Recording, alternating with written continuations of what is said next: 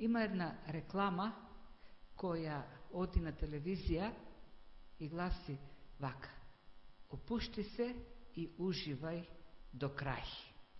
И не е единствена реклама која користи терминот уживај, која користи фразата. Многу реклами ја користат таа фраза. Има еден од операторите кој направи реклама: опушти се, уживај со нашите разговори. Има реклама за пиво: опушти се и уживај, или уживај до крај. Уживај во нашите разговори. И нормално е да се користат такви реклами, зашто секој сака да ужива. Нема човек што не сака да ужива.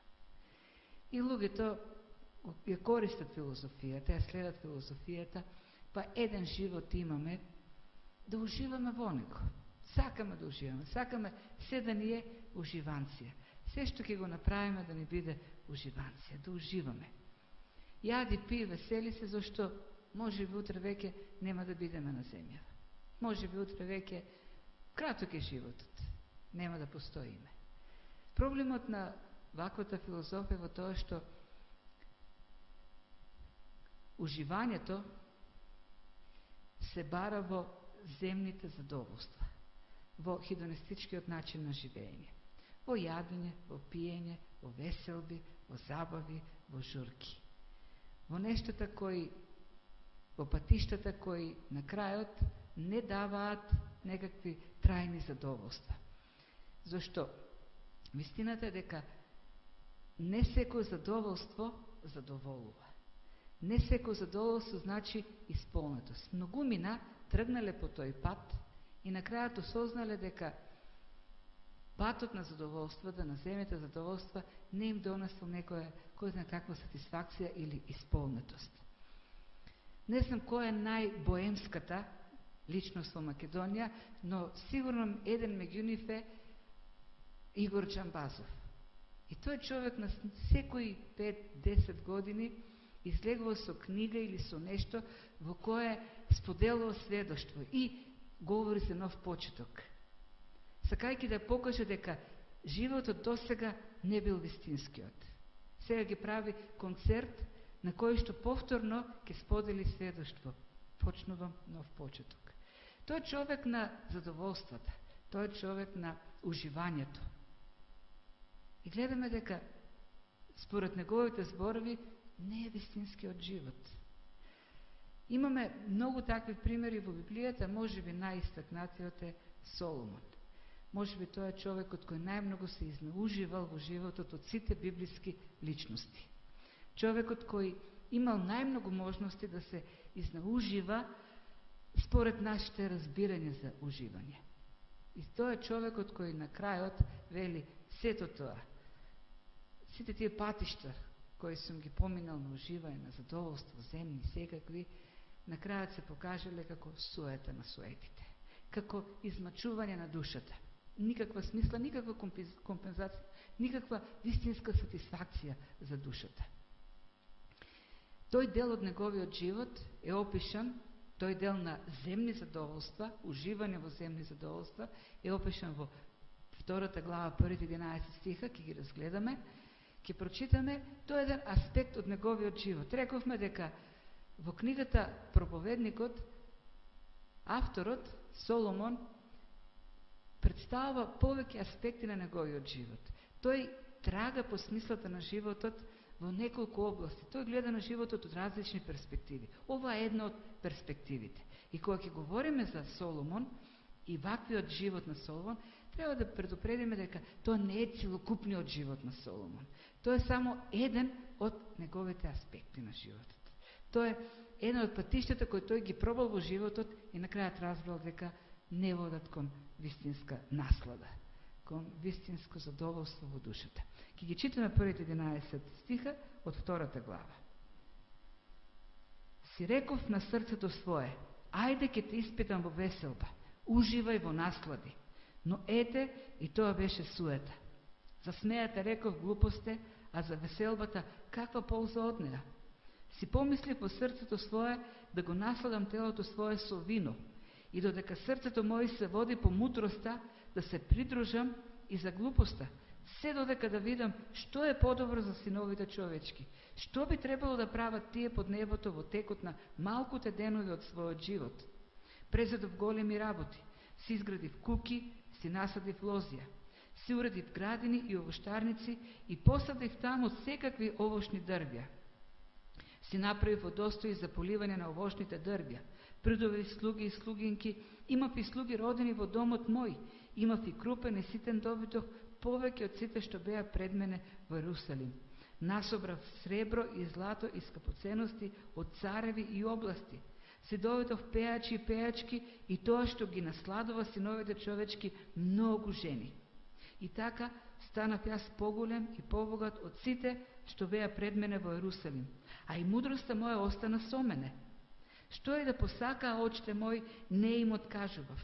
Не му забранував на срцето своje никаква веселба, бидејќи срцето мое се радуваше со сите мои трудови, а тоа ми беше награда за сите мои трудови. И се обзрнав да погледнав на сите мои дела, што ги беа извршиле моите раце, и на трудот со кој се бев трудел, извршувајќи ги. И ете, се беше суета и мака за духот, и немаше од нив никаква полза на земјата. Ова е еден од аспектите на животот на Соломон. Човек со огромни богатства. Човек кој можел да си дозволи се во животот. Секакви задоволства. Во 10 стих вели: не го лишував моето срце, моите очи од ништо. Се што ќе побараа моите очи, моето срце, си го дозволував. Имал пари, имал можности. Еден од најбогатите луѓе во Ерусалим, тој вели, пред него во Ерусалим немало побогат човек. Тој не знал што ќе се случило, но предпоставам, веројатно, и после него до ден денешен во Ерусалим немало побогат човек. Тој го живеел животот што многумина од нас го сонуваат. Може би сите ние го сонуваме. Тој не го сонувал, тој реално го живеел тој живот. Се што посакувал да има, го добивал. Се што посакувал да направи, го правил. И пак крајот што вели? И сето тоа е суета. Имав се што ќе посакам, правев се што ќе посакам. И на крајот кога ќе вртев кон нештата што сум ги имал и што сум ги правил, разбирам дека се е суета на суетите. Никаква полза на земјата. Реков минатиот пат, зборот суета значи пареа, здив. Колку што една пареа што испарува од чашата со кафе, или здивот кога говориме има некаква полза од него и вредност, и се гледа и трајност, толку вели си и овие работи што сум ги уживал во животот. Толкова нивното значење. Излегува од устата и за неколку секунди се губи во воздухот, исчезнува. Никаква полза. Значи, ќе говориме ова вечер за овој аспект на животот на Соломон. Минатиот пат рековме дека тој заклучува на крајот на животот. Се под сонцето е суета на суетите. Се под сонцето е едно големо ништо. Никаква вредност и значење. Ако го тргнеме Бог од сликата на животот, животот нема никакво значење. Животот е илузија. Кога Бог ќе го додадеме во сликата, тогаш се променува и се добива смисла и значење. И тогаш нашиот труд не е безполезен, туку се станува, се добива вечна вредност, вечна смисла. Трудот, инвестициите, заложбите, постигањата имат вечни димензии, продолжуваат во целата вечност. Се добива смисла. Ај ќе видиме како Соломон се трудел да најде смисла во животот, во овие работи, во уживањето, во забавите, во насладите, во задоволствата, и како на крај стигаме до сознанието дека без Бог ништо нема смисла. Без Бог се е ветер и магла.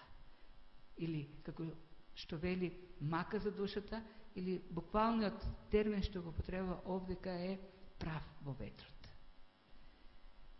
Прво нешто со кое започнува Соломон се журките, забавите, пиењето. Може би тоа се искушенијата во неговата младост. Може би во овие 11 стиха тој се прави една ретроспектива на животот. Тоа се обично нештата кои ги привлекуваат младите. Забавен живот. Да има многу забава. Се да ни биде една голема журка во животот, ако може. Ако може од се да направиме забава. Да ни е интересно. Нештата да се интересни. Си рекол во срцето свое, ај ке ти испитам во веселби. Уживај во наслади. Татко му проба да најде задоволство тоа и како обично се повторува грешките на претходниците. Не сакаме да учиме од најважната учителка во животот, од историјата или од искуството на оние што биле пред нас. Соломон знаеше Давид, неговиот татко, во каква смртоносна бездна западна со случајот со Вицавеа. И покрај тоа, можеме да видиме од овие стихови, Соломон живеел во некоја древна версија на плейбој филозофија. Или можеби, ако тоа е премногу екстремен термин, ако е премногу екстремна квалификација, боем, голем боем. Живеел во сите задоволства што можел да се ги пружи. А тој можел да се пружи буквално се. Што прави? Забави, веселби, уживања, наслади. И дури понатаму ќе видиме вино и такви работи. Тој и како многумина други, како и ние денес, си мислиме дека во краткиот живот што го живееме, колку повеќе забава ќе вклучиме, колку повеќе веселби, колку повеќе смеа, толку ќе го изживееме подобро животот. И на крајот нема да ни биде криво за тоа што ни поминал животот. Ќе си кажеме, па се изнаживеа во животот. И се изнауживав во животот. Животот ми беше полн со веселби, со смеа. И затоа, знаејќи ја таквата филозофија на луѓето, има цела машинерија во светот која работи на тоа. Луѓето на Запад, во Америка, тука се уште го нема, може би го има, не знам, не сум одел по кафаните, меѓутоа таму има кафани во кои што луѓето седат, јадат, пијат и некој напред со микрофонот им кажува вицови и ги забавува. Да се смеат, да им е интересно, да не им е досадно додека јадат. Им прави шоу некој шоумен. Телевизиите се полни со филмови кои треба да пружат забава некаква на луѓето. Сакаме да не бидат нештата забавни. Сакаме да се смееме. Смејата е здравје, велат. Да, смејата е здраве, но ако човек се смее по цел ден без причина, покажува дека не е здрав самиот човек. А сакаме да се смееме и да се забавуваме. Вистината е дека дури оние што најмногу се смеат и ги предизвикуваат луѓето да се смеат, не се несрекните луѓе. Знаете, некој човек отишел на лекар да побара рецепта за некакви лекови кои го расположуваат човек. Рекол, докторе, во депресија сум, дајте ми некакви лекови. И лекарот му рекол, што ќе се троваш со хемија, имам подобар предлог, подобар совет. Дојде во градот нов циркус. Бев минатата недела и кловнот, има еден клов кој така не изнасмеа сите се почувствувавме многу убаво. Ако отидеш во тој циркус, верувај дека ќе те развесели тој клов, ќе те изнасмее. И човекот рекол, нема да успее. Зошто нема да успее, се зачитал лекар. Како знаеш? Па јас сум кловнот. Јас сум оној што ги терам луѓето да се смеат. Ми требат лекови за депресија. Тоа е забавата. Ке се затворат кафаните, ке се изгаснат рефлекторите, ке се исклучи телевизорот и се одиме на спиење повторно со тагата, повторно со празнината, повторно со безсмисленоста, со очиот. Смејата може за известно време да донесе нешто, на која ќе останеме во самотијата, доаѓа очиот во животот. И продолжува Соломон, со боемскиот живот, и вели, па си помислив, заедно со сите забави и веселби, да додадам и вино. Тоест, овдека во овие зборови, во овој стих вели, мене Бог ми даде мудрост, јас сум човек на мудрост. Меѓутоа, во тој краток живот, што го живеам, решив да пробам како е да се биде и со глупоста. И тоа буквално овдека вели да се придржам и за глупоста. Па ајде да се одадам и на пиењето. Пиењето е глупо, да се глупирам во животот. Може би тука ќе најдам некаква смисла. Може би така ќе си го исполнам животот. Да се опуштам во пиењето и да правам глупости во животот. Доста беше мудрост. Доста бев посветен и некаков примерен. Не верувам дека станал алкохоличар и пијаница, но многумина, барајки спас во пиењето, барајки исполнато се смисла, стигнале до тоа. Вистината е дека и она статистика која е многу очајна е дека последните 50 години бројот на зависници алкохоличари во светот пораснал за 50%. Како што светот оди напред, како што имаме се повисок и повисок стандард и достигања, се повеќе луѓе се оддаваат на зависности, на алкохол. А пак тоа се ги носи другите последици. Ако нема алкохолизам, полот сообраќајните несреќи нема да постојат. Полот сообраќајните несреќи се предизвикани од луѓе под дејство на алкохол. Од пешаците кои пострадале во сообраќајни несреќи, 40% од нив биле под дејство на алкохол. Најголемиот дел, 1/3, може би, од луѓето што извршуваат самоубиство, се зависници од алкохол или други видови на зависност.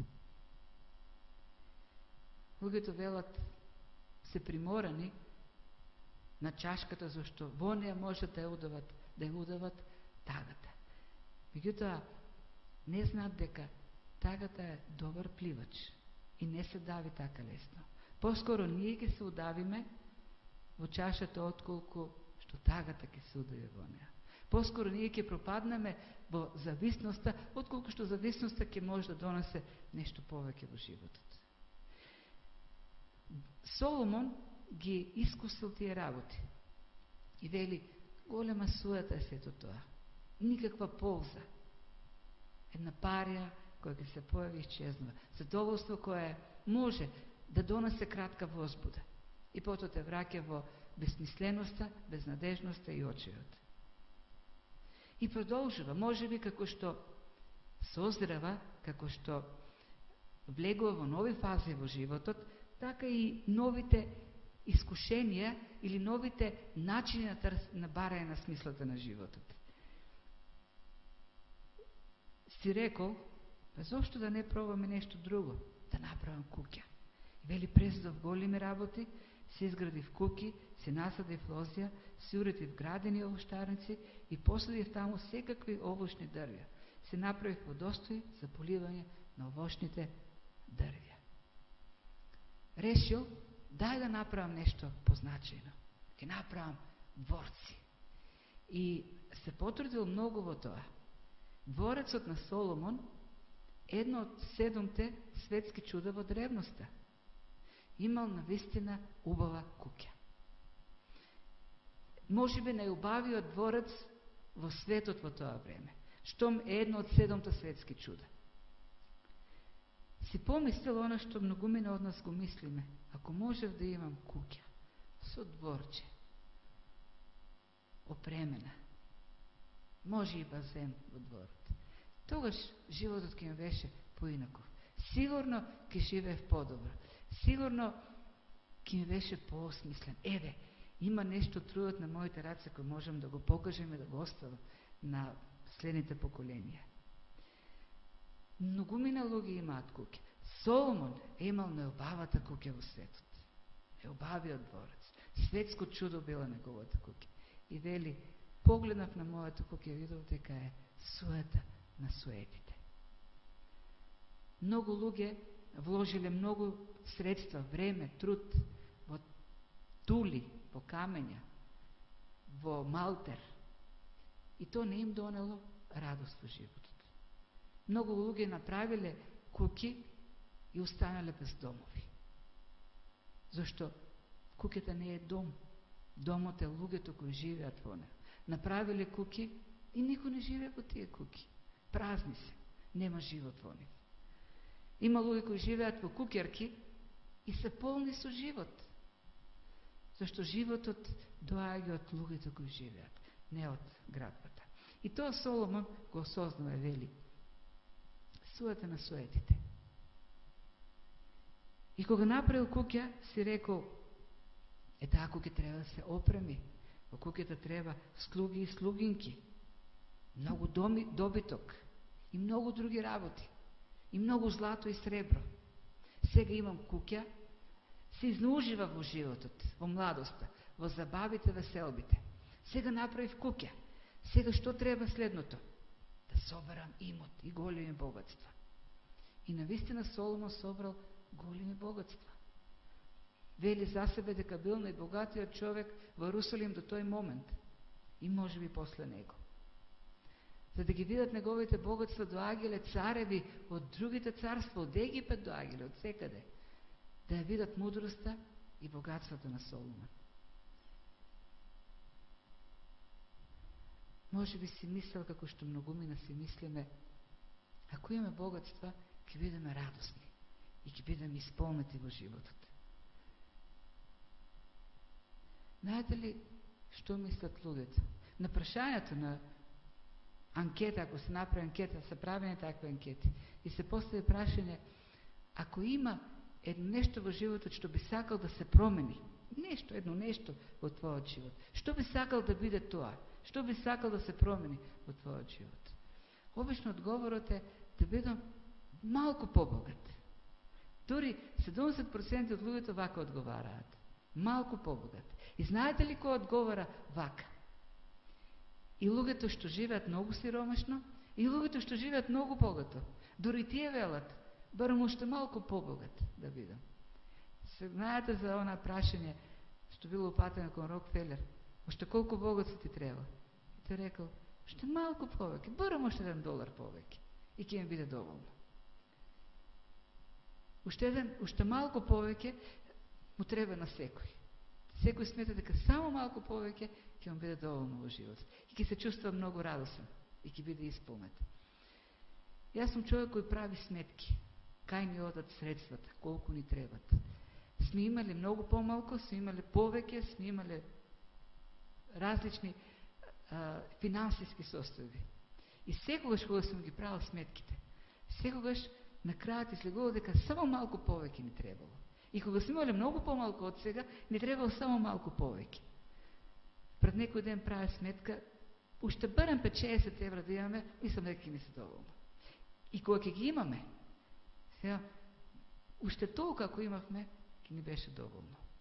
Сегогаш ќе ни треба уште малку повеќе. И уште многу повеќе ако имаме. Нема да бидеме пак исполнети во срцето, во душата. Има една богата глумица, актерка, која купува многу скапа облека. Тие сите купуваат скапа облека. Ја прашале колку задоволство ти носи добрата облека.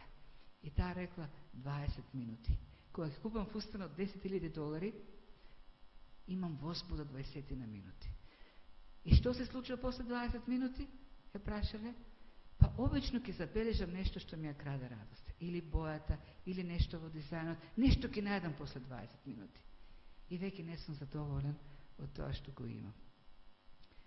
Форд станал собственик на голема компанија за автомобили. И кога го прашале: сега среќен си? Тој рекол: ми беше многу подобро кога бев механичар. Зашто тие $200 милиони што ги имам сега, грижа за нив грижата е доволно голема да ме убие. Тоа е вистината за многу богати. Има еден богат човек кој рекол: има многу пријатели богати луѓе и ниту еден од нив не се смее. И Соломон станал најбогатиот човек во Ерусалим, најбогатиот човек во светот во тоа време. И вели: суета на суетите. Нам ни треба малку повеќе. Ние не говориме за многу богатства. Малку повеќе. И тие малку повеќе нема да бидат доволни пари или богатства да ни донесат радост и задоволство. Во Скопје секој ден никнуваат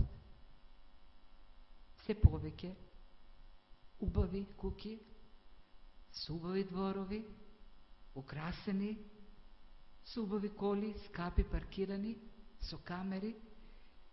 И кога поминувам покрај такви куќи, размислувам како им е на луѓето во тие куќи. Дали навистина живеат радосно? Не се сомневам дека многумина од нив живеат се радосни, се задоволни. Но исто така сигурен сум дека многумина од нив се влечкат по судови заради бракоразводни парници, зашто обично во таквите семејства односите не се добри. Обично во таквите семејства родителите страдаат од деца на кои, иако се име на тацна дадено, запаѓаат во зависности, во коцка или во некакви други лоши работи. Не знам колку спокојно спијат, зашто, ако сме искрени, ќе признаеме дека такви куќи не се прават со честно заработени пари. Парите, имотот, богатствата, вистински не го осмислуваат животот. Барем така вели Соломон, оној кој можел да се купи се што ќе посакал. Тој можел да го направи она што ние го сонуваме. Ние многу пати велиме, ако можев ова да си го купам милиона. Соломон имал толку богатство, што можел се што ќе помисли да си купи. Се што ќе помисли да си направи. И пак вели, суета, голема суета. Не ме направи среќен. Сето тоа. И кога веќе имал и куќа и богатства, редно било, барам според стандардите во тоа време, да има и харем. И Соломон и овдека се потрудил. Го имал најголемиот харем. Харем од 1000 жени. Придобив слуги и слугинки. Ова е. Си доведов пеачи, пеачки и тоа што ги насладува синовите човечки, многу жени.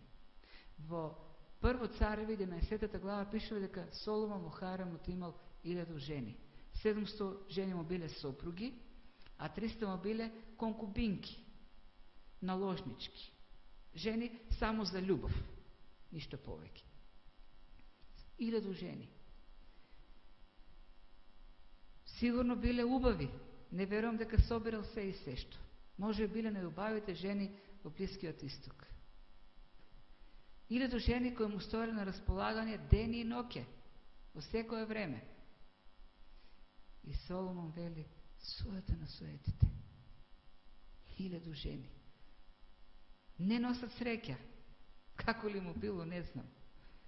Со сигурност не бил среќен. 700 сопруги. Животот му останал здодевен и безсмислен. И покрај тој харем. Од убави 1000 жени. И кој е заклучокот на крајот? Во 9, 10 и 11 стих. И така вели, станав јас поголем и побогат од сите, што беа пред мене во Иерусалим, и мудроста се остана со мене. Што е да посакаа очите мои, не им откажував, не му забранував на срцето свое никакво весело, бидејќи срцето мое се радуваше со сите мои трудови. А тоа ми беше награда за сите мои трудови. И вели, откако поминав сето тоа,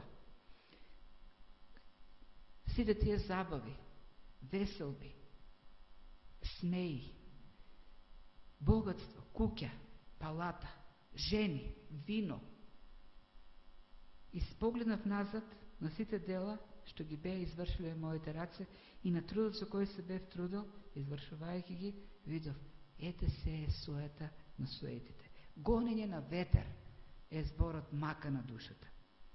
И немаше од нив никаква полза на земјата. Ништо од сето тоа не донесе смисла во мојот живот. Многу јасно Соломон вели, што е да правите во животот? Колку и пари да имате? на колку и наслади да уживате, во колку задоволство да се насладувате, колку имот да имате, со колку и нешто да се обкружите. Животот ќе ви остане празен и безсмислен. Вашите срца ќе останат празни, ако го нема Бог во вашиот живот. Бог може да го осмисли животот. Нема друг начин, вели Соломон на крајот на книгата. Тоа е последната глава во книгата Проповедникот. Што е да правиш? Ако Бог не е во твојот живот, ако не го живееш Божиот живот, ако не живееш живот со Бог, ако не го посветиш животот на градењето на нешто вечно, на Божиото царство, ако не го вложиш твојот труд, ресурси во градење на Божиото царство, во служење, во служба за Бог, ако се што правиш не е за слава на Бог, се е гонење на ветар, суета на суетите. Само ако нашиот живот го вложиме во служба на Бог, за славење на Бог, за поклонение пред Бог, ако се што правиме, и дури јадењето и пиењето е за слава на Бог, тогаш не е тоа безсмислено. Сето тоа останува трајна вредност за целата вечност. Се оно што ќе го направиме за Бог е злато, сребро, скапоцени камења, што ќе останат како богатство во вечноста, во Божиото царство. Не е исчезнува, не е празен труд, не е безполезно, има полза, вели Соломон. Многу се повеќе нештата кои ни стоят денес на располагање и кои навидом можат да ни го разнообразат и да ни го разубават животот. Денес Соломон немал таква можност да патува со бродови луксузни крузери од држава во држава, од остров на остров и да го живее тој луксузен живот како денес што можат некои луѓе. Тој не можел да гледа турски серии, зашто многумина мисля дека тоа може да го осмисли животот. Има луѓе кои по цел ден гледат тие серии и тоа е нивниот целокупен живот. Има луѓе кои цел ден седат на Фейсбук и тоа нешто го осмислува нивниот живот. Нема лошо од тие работи. Не сакам да кажам дека треба да ги сфрлите од животот, дека треба да ги забраните, како што некои ги забрануваат на свештениците и монасите, некои епископи. Сакам да кажам дека без Бог сето тоа е губење време, сето тоа е гонење на ветрот, прав во ветрот. Никаква вредност, никаква полза. Може интернетот да се употреби многу полезно за Божиото царство. Ако таму влиеш на оние филозофи во животот кои се ветар и магла, кои се суета на суетите, може се да биде употребено за славата на Бог. Може се да биде употребено за вечни вредности. Може се да има вечна смисла, ако биде употребено за Бог. Обично луѓето говорат за тие два патишта. Едните велат, да, навистина, животот е безсмислен. Живееме овдека на земјата, како што Хамлет вели, како Шекспир што вели преку Хамлет, животот е шега на лудак, полн со глупости кои немаат никаква смисла. И многумина се завладеени од таа филозофија и велат, што е да правиме, празен е животот. Никаква смисла. Има пак други кои велат, не, имаме ние пат, подобар пат во животот. Навистина животот е безсмислен, но наместо да живееме во апатија и депресија, да си го разобавуваме. Со по 20 минути задоволство. Подобро 20 минути задоволство, отколку ништо.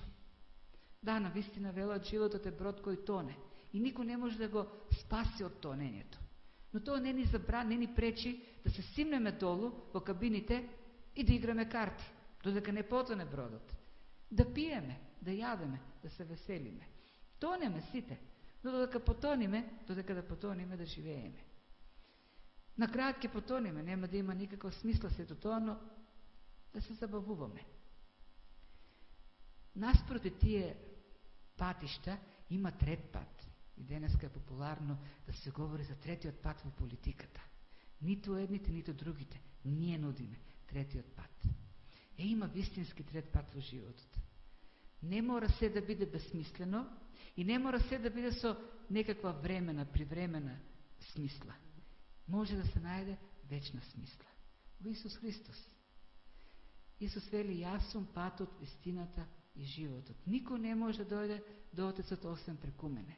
И знаете ли што значи во контекстот на ова слово, ова изјава на Исус Христос? Јас сум патот, вистината и животот.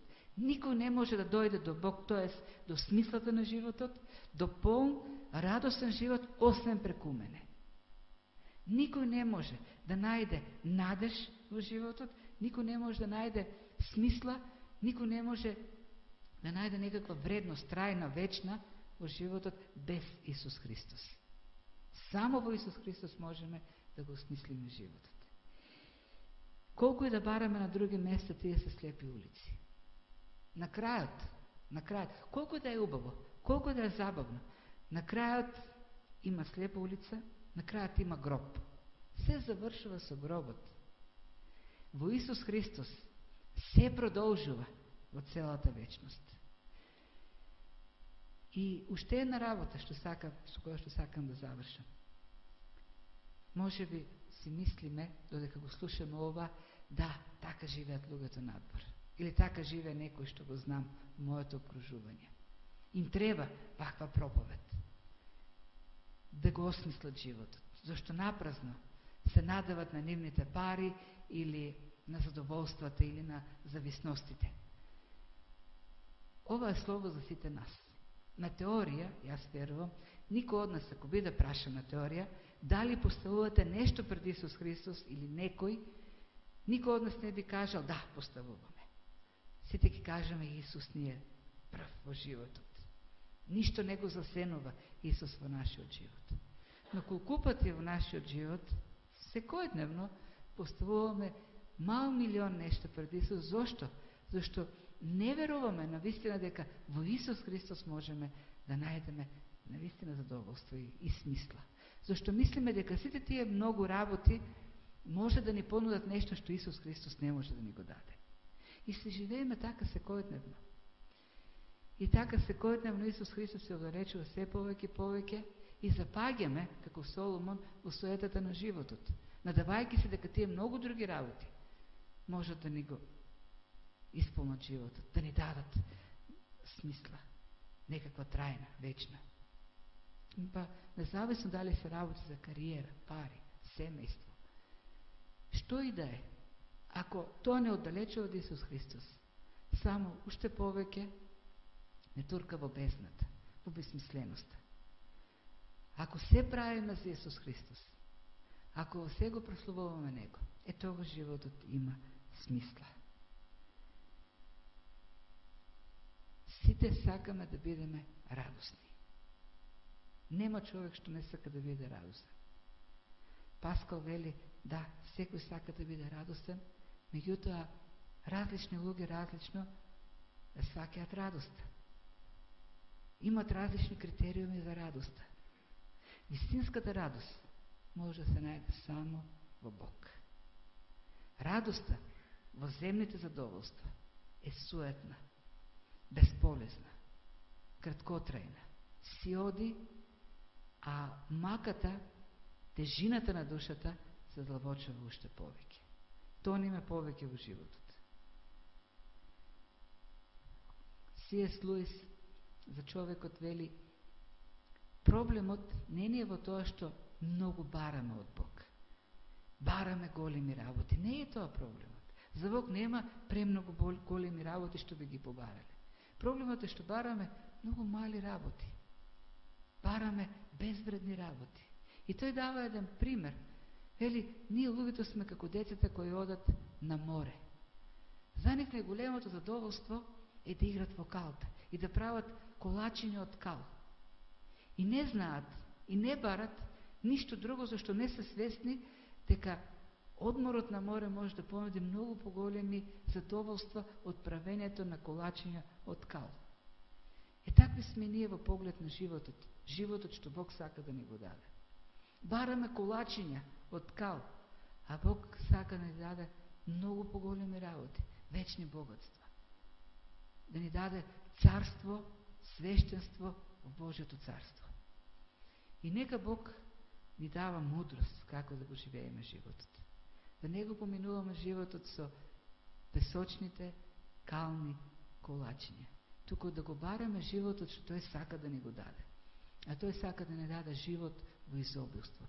Не задоволства кои траат малку време, потоа исчезнуваат во ветрот. Туку задоволства кои продолжуваат во целата вечност. Бог да ни помага да го живееме неговиот живот, божествениот живот.